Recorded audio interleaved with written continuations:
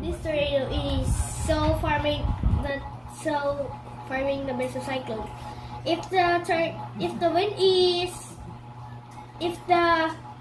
is done the opposite, the mesocyclone formed, and the tornado will form in the mesocyclone itself.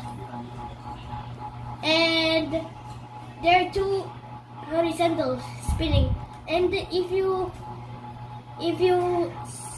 see the two winds, then it's spinning itself. It's spinning. So creating a mesocyclone, there's two spinning horizontal lines. Then it's creating a tornado itself like this. It's just like a mesocyclone.